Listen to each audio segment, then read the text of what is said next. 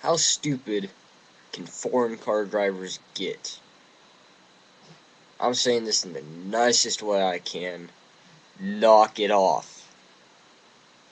Because quite honestly, if I'm driving my big old truck down the road and it's one of the most powerfulest motors that you can come across, there will always be a moron who goes, "That's nothing compared to the Ferrari. That's nothing compared to the Porsche 911 or GT2." It's like, who the hell asked you? I mean, if you compare anything to a freaking ricer with a styrofoam body, don't take me literally on that. They seem like styrofoam in a car crash. But you take that styrofoam body, throw a powerful motor in it, and gun it, you're gonna go far. No shit, Sherlock. Pardon my language, but this is really agitating me. I mean, I just towed a freaking what was it? It was a Porsche of some sort. It wasn't the 911 Turbo or anything like that. It was a Porsche made vehicle, though. I towed that freaking thing all the way to a friend's house because something broke on it. Because he was being an idiot and hot rodding it again. What foreign car do you see start towing things left and right? Foreign cars are meant to get up and go. What's your point? Last I checked, speed killed. Not just the drug either. Quite honestly, there should be a ratio between it all. You want speed? Okay. You want power? Okay. But if you want more speed, you're going to have to lessen that power a little bit. Or horsepower. To where it's not... You're going to have the power to get up and go if there's only one person in that vehicle. Unlike a truck, some are designed for speed, like diesel. They really aren't designed for speed, they're more power. But you soup those up, who cares what anybody says? You're the biggest badass on the road. I've seen diesels do a 9.8 at 159 miles per hour. I mean,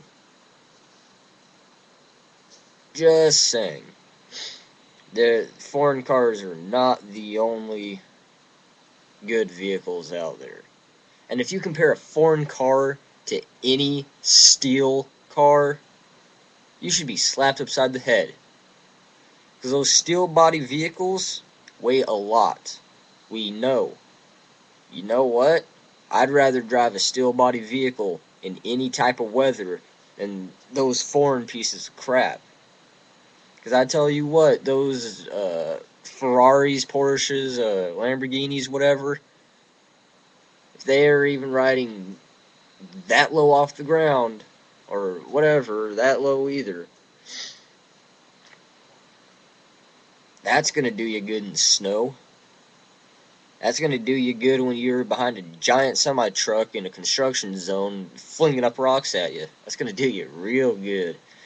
I can tell you that for sure. But everybody's entitled to what they like. I mean, I ain't saying nothing. I personally do like Lamborghinis. The looks, the styles, and everything. Performance.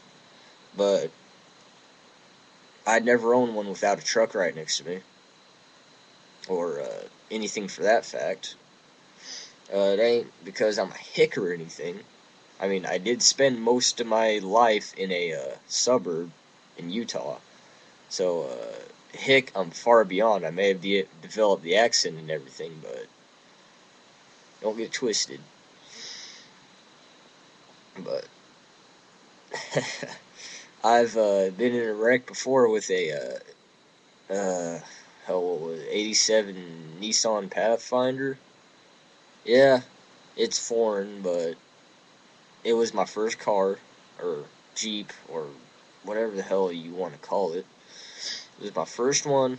It was a standard, and it had 4-wheel drive. That's all I needed. um, well, turns out I wrecked it, flicked it in a ditch. Had the firefighters there telling me that if it would have been a plastic body, I would have skidded halfway down the entire frickin' ditch, and who knows what could have happened then. But I literally flipped when it was going like this, went straight in the ditch like that, and boom. I was literally facing the opposite way I was coming, but I had a back tire in the back, which kept the rest of the back from collapsing. If any of you are familiar with any of the Pathfinders, had that big giant, I had the spare tire back there. All I did was just do a Bronco cutout of the back, and the Jeep Rant, believe it or not, it ran better than before. Yay. But you don't try to do burnouts with those things, or some stupid moves, because I sold it, and I found the person doing stupid crap with it one day, and they ended up busting out the tranny.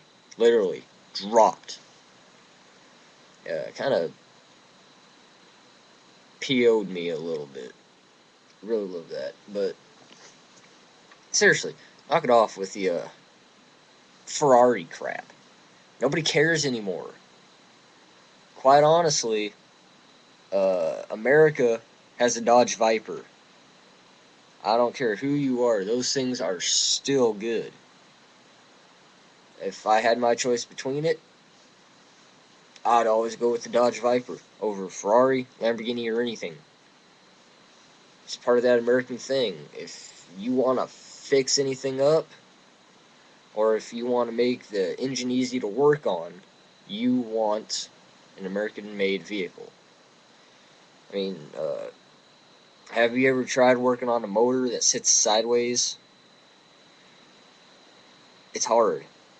I tell you what, I tried working on my sister's Saturn the other day. Tried only a belt change. I was driving it the other day. Wanted to see what it could do.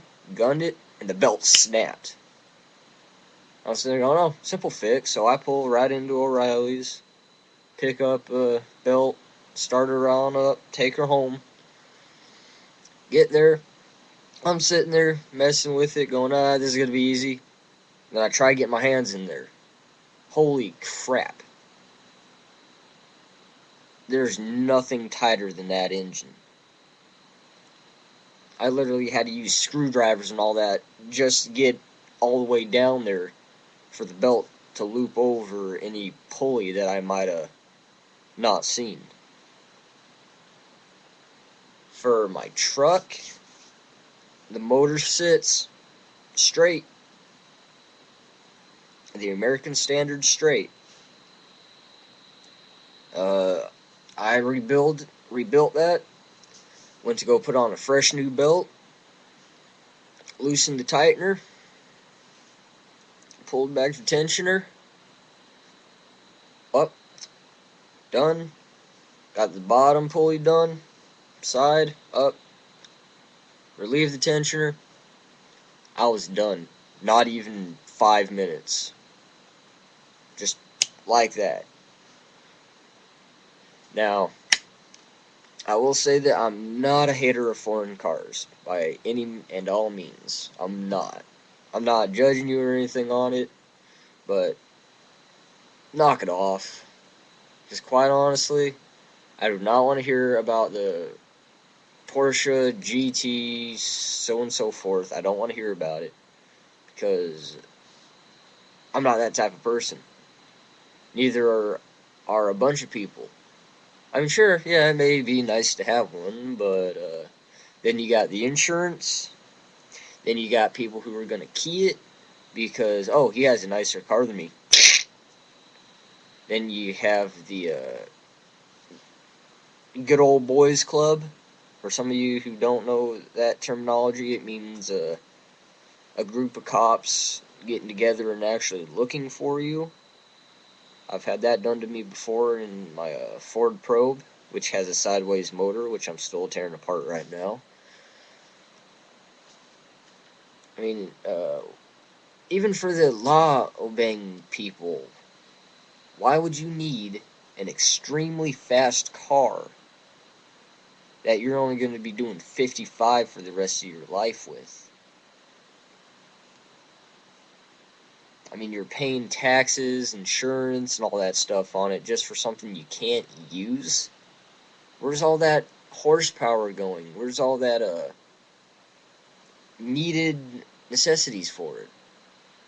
I mean, if you want to look nice, flashy, and all that, you're going to have people trying to race you, for sure. Really, I don't know what to add to that. Just knock it off. It's one of those things, make do with what you have. And if you already have one of those cars, I'm not trying to insult you, I'm just saying, but stop comparing plastic bodies like Ferrari and all that to metal bodies. No Sherlock, keeping it clean, that your freaking plastic or whatever they make out of it nowadays body, your little Kia 4-door 4-banger is going to beat my 2-door Chevy truck. No duh. I mean, I have a 350 Vortec in that. When I want it to, it can get up and go. It ain't racing material, but if I'm in a tight situation, I can get up and go and get out of there. But with the Kia, with the foreign car thing, the Kia, I'm still on the Kia thing. But when you're done attempting to prove you're a racing guy, my truck will be pulling up with a giant tow chain asking, do you need help? Because it has been done before. Somebody's tried racing me in my truck, and they got halfway up the road, and they're sitting there laughing. I could see them laughing, and they're out there flipping me off. Then all of a sudden, you see a whole bunch of crap just dump out from the bottom of their vehicle. And I was sitting there laughing my butt off like no other. They blew their motor trying to race me. I laughed, pulled over, said, do you guys need some help? After about 30 minutes of them cussing and all that, they finally said, yeah, sure. So I just hooked up a tow chain, put some lights on the back of their car, said, you ride in the back. And it was all good. I had a good day. But, yeah. I mean, you can never go wrong with a truck. You can never go wrong with standard typical cars. Just don't try to hot rod them or anything. For all the foreign people sitting here going, oh, he doesn't know nothing. I've had experience. Okay? And I'm pretty sure that speaks for itself. But thank you again for watching this video. I mean, it's kind of pointless, but like I said, rant's a rant. But in the meantime, I will see you all later. Any suggestions on any videos, like what to rant about next, would be great. I will, no homo for the guys, but I will love you forever. Alright? That's about it. Knock off the crap with the plastic bodies to the metal bodies. Of course, your foreign car is going to beat the hell out of the steel body car. But the steel body car is 10 times more dependable and will not break down on you as much. But thank you, and as you can tell, I'll say it, have a good day.